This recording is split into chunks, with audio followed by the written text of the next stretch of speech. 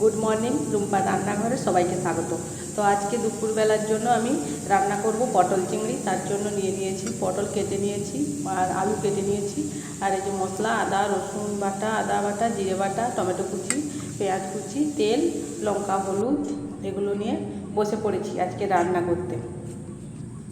তো দেখে নাও আজকে কিভাবে আমি পটল চিংড়ি রান্না করছি। আর আমি যেভাবে রান্না করি, যদি কেউ রান্না করতে চাও অবশ্যই রান্না করো, খুব ভালো টেস্টি খেতে হয়। তো প্রথমেই কড়াটা গরম করে তেল দিয়ে দিলাম, তার মধ্যে চিংড়ি মাছটা এখন ভেজে নেব। ভালো করে চিংড়ি মাছটা ভাজতে হবে।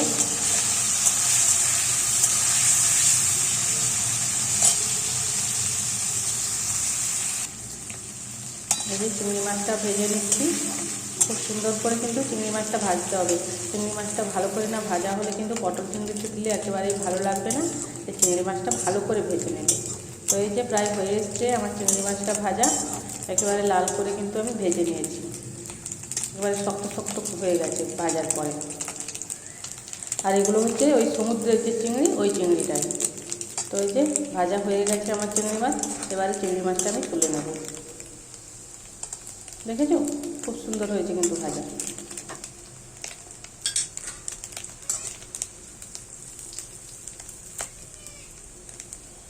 আর এইভাবে চিংড়ি মাছ রান্না করলে না খুব ভালো, চিংড়ি মাছ দিয়ে পটল রান্না করলে খুব ভালো খেতে হয়। তো এই যে চিংড়ি মাছটা ভেজে ওঠানোর পরে যে তেল ছিল তার মধ্যে আরেকটু তেল দিয়ে তারপর আমি পটল দিয়ে দেবো। পুরো পটলটা ভেজে নেবো এখন ভালো করে, লাল করে কিন্তু পটলটাও ভাজতে হবে। আর পটল কিন্তু ভালো করে না ভাজা হলে তরকারি একেবারেই ভালো লাগে না। তো পটলটা কিন্তু খুব ভালো করে ভাজতে হবে। তো পটলে আমি নুন হলুদ কোনো কিছুই কিন্তু দিইনি। তার কারণ হচ্ছে নুন হলুদ দিয়ে দিলে পটল নরম হয়ে যায়, মানে নুনটা দিয়ে দিলে বিশেষ করে। তো তার জন্য আমি পটলে নুন হলুদ এখন কিছুই দিলাম না, এমনি পটলটা ভেজে নিলাম ভালো করে। আর এইভাবে ভেজে দেখবে খুব ভালো করে শক্ত শক্ত করে ভাজা হয়, এবং তরকারির মধ্যে যখন দেবে তারপরেও কিন্তু খুব সুন্দর থাকে। আর না হলে পটল কিন্তু নরম হয়ে যাবে।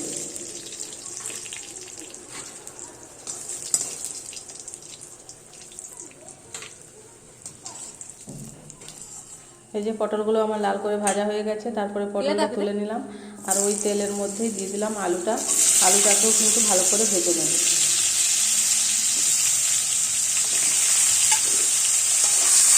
আলুর মধ্যে কিন্তু আমি নুন বা হলুদ কোনো কিছু দিলাম না, ওটাও আমি জাস্ট এমনিই ভেজে নেব।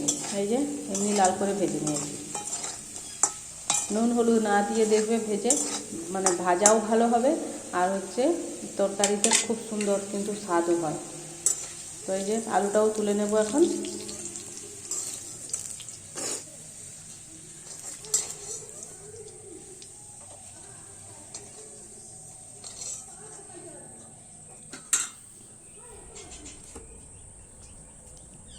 তারপরে আলুটা তুলে নিয়ে এর মধ্যে আবার তেল দিয়ে দেব।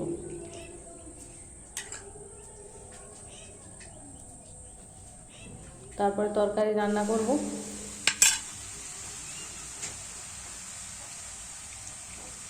তো তরকারির যতটা পরিমাণ তেল লাগবে ততটাই কিন্তু তেল দেব।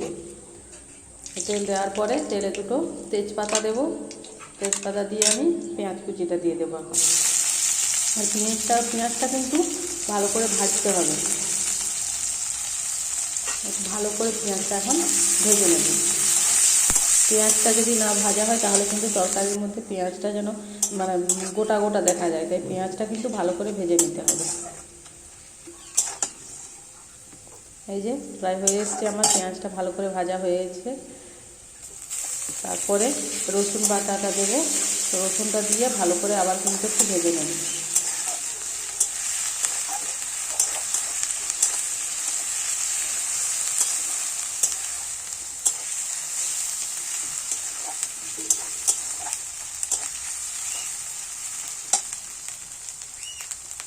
তো এখন পেঁয়াজ আর রসুন দুটো মোটামুটি ভালো করেই ভাজা হয়ে এসছে। আর একটু জাস্ট পেঁয়াজ রসুনটা ভাজা হয়ে গেলে এর মধ্যে দেবো আদা বাটা।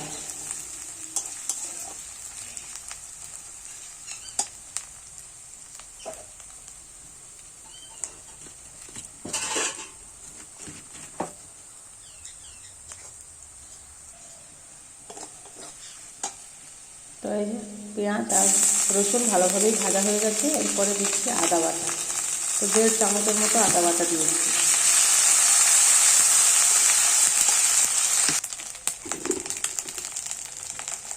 তারপরে এখন দেবো জিরে বাটা,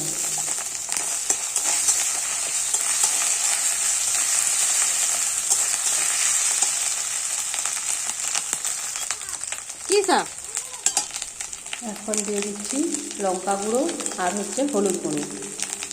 তো লঙ্কা গুঁড়ো হলুদ গুঁড়ো দিয়ে সামান্য একটু জল দিয়ে ভালো করে মশলাটা কিন্তু ভেজে দিতে হবে, মানে কষিয়ে দিতে হবে মশলাটাকে। এরপরে টমেটো কুচিটাও দিয়ে দিই। টমেটো কুচি দিয়ে জাস্ট একটু জল দিয়ে ভালো করে এখন মশলাটা কষতে হবে। তো মশলাটা প্রায় আমার কষা হয়ে এসছে। এখন আমি একটু গরম মশলা দেবো।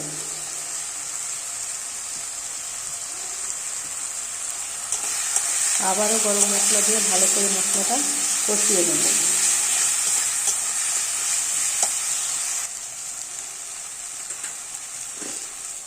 তারপরে ভেজে রাখা পটল, আলু আর চিংড়ি মাছ সবগুলো উপকরণ একসঙ্গে দিয়ে দেবো।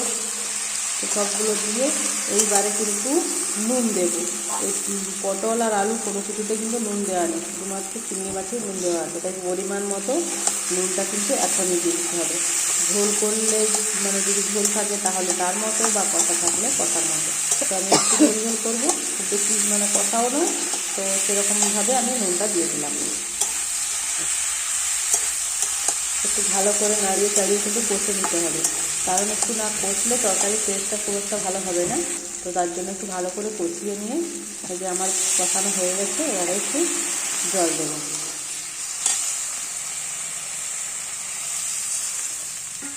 তো পুরো জল, যতটা জল দেওয়ার এখন জলটা দিয়ে দিয়েছি। এবারে তরকারিটা এই যে ফুটে গেছে। এই যে দেখো কত সুন্দর কালারটা এসছে, খুব সুন্দর কিন্তু, আর গন্ধটাও খুব সুন্দর হয়েছে। তো আমার পটল চিংড়ি মোটামুটি পরিবেশনের জন্য তৈরি। তোমরাও এইভাবে রান্না করে দেখো, খেতেও খুব ভালো হবে, ঘরোয়াভাবে খুব ভালো খেতে হবে।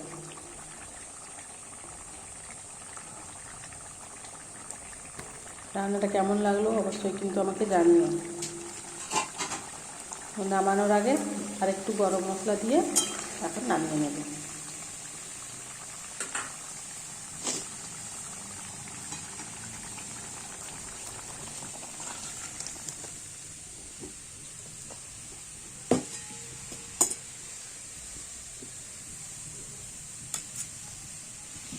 তো রেডি আমার পটল চিংড়ি।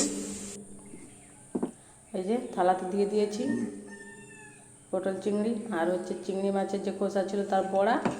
তো এই যে সাজিয়ে দিয়ে দিলাম।